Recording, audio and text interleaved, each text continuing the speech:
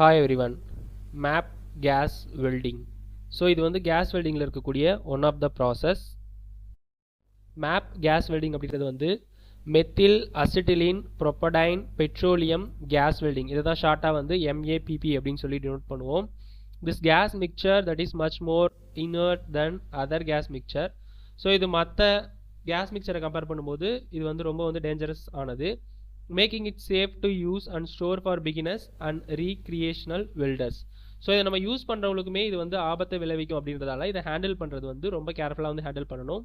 MAP can also used for extremely high pressure. It is used high volume cutting operation. So ஹெவியான operations தான் வந்து இந்த கேஸஸை use பண்ணி நம்ம ப்ராசஸ் வந்து கேரி அவுட் பண்ணணும். ஸோ இதில் வந்து ஆக்சிஜன் சிலிண்டர் இருக்கும் அண்ட் வந்து MAP சிலிண்டர் ரெண்டுமே வந்து நமக்கு வந்து இதில் வந்து கன்ஸ்ட்ரக்ட் ஆகிட்டு இருக்கும். ஸோ அதிலிருந்து ஹோஸ் மூலயமா நமக்கு டார்ச் மூலயமா நம்ம வந்து ஹீட் ஜென்ரேட் பண்ணி கேஸ் வெல்டிங் வந்து கேரி அவுட் பண்ண போகிறோம். அட்வான்டேஜஸ்ன்னு எடுத்துட்டோம்னாக்கா ஃபெரஸ் அண்ட் நான் ஃபெரஸ் மெட்டலை வந்து வெல்ட் பண்ணுறதுக்கு யூஸ் ஆகுது.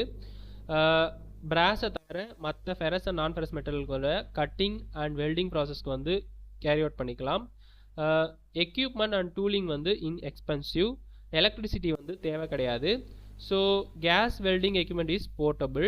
It does not required specialised labour.